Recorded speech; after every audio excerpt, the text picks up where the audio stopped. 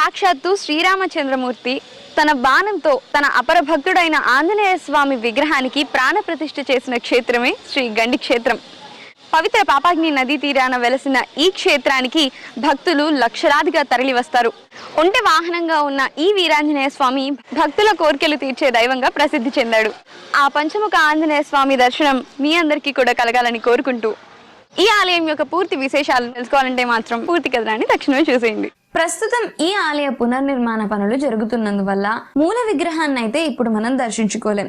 కానీ అదే విగ్రహంలోని శక్తిని అహోబిలం పీఠాధిపతి బాలాంజనేయ స్వామిలోకి ప్రాణప్రతిష్ఠ చేశారు కాబట్టి ఆలయం ముందే ఉన్న బాలాంజనేయ స్వామిని దర్శించుకోవచ్చు. అయితే ఆలయం పూర్తి కావటానికి ఇంకా సంవత్సర కాలం పట్టొచ్చు.